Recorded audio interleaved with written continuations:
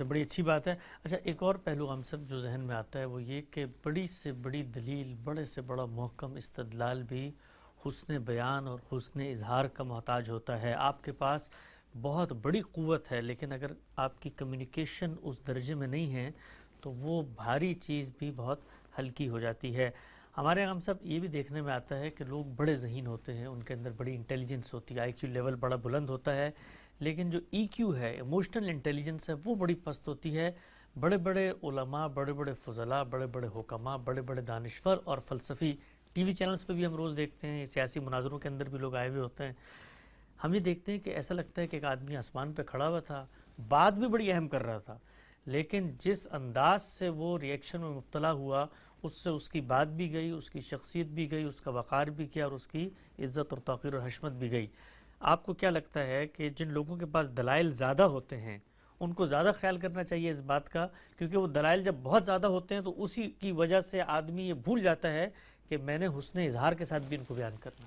یہ لازمی چیز ہے، یعنی آپ کے پاس کسی چیز کا علم ہے، اس علم کو پیش کرنے یا دوسروں تک پہنچانے کے لیے اچھا استدلال ہے، یہ بڑی نعمت ہے، لیکن انداز بیان ایسا نہیں ہے کہ آپ لوگوں کے دلوں تک اپنی بات پہنچا سکیں، جس کو قرآن مجید نے کہا ہے نا کہ اللہ کی حجت بالغہ ہوتی ہے، وہ دل نشین ہوتی ہے، پہنچتی ہے وہاں جہاں اس کو پہنچنا چاہیے۔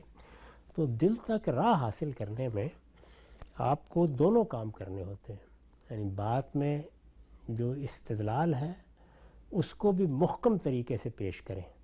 استدلال بھی محکم اس وقت ہوتا ہے جب انسان جذباتی انداز سے چیزوں پر استدلال قائم نہیں کرتا، اندر اتر کر ان چیزوں کو ٹھنڈے طریقے سے سمجھنے کی کوشش کرتا ہے۔ بارہا لوگوں کو توجہ دلانی پڑتی ہے، طالب علموں کو بھی اس کی تربیت دینی چاہیے کہ وہ چیزوں کی تنقیح کرنا سیکھیں۔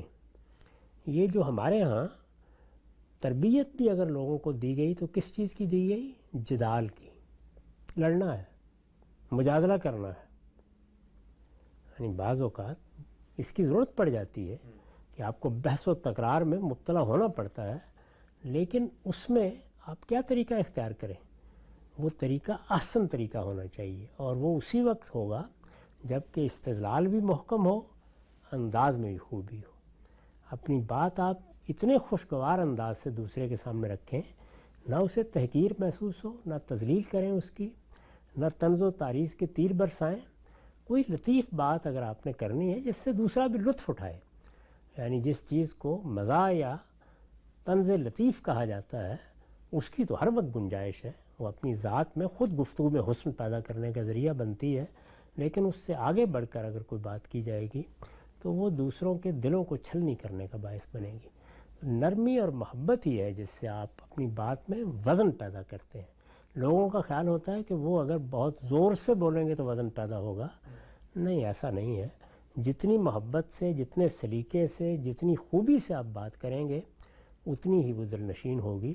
اور یہ ذہن میں رکھیں کہ آپ کے سامنے بیٹھے ہوئے آدمی کے دماغ کو بھی صحیح دلیل سے کھلنا ہے، اور اس کے دل کو آپ کے اسلوب کی خوبی سے کھلنا ہے۔ سبحان اللہ۔ دونوں کا اہتمام رکھیں گے تو بات پہنچے گی، ورنہ نہیں پہنچے گی۔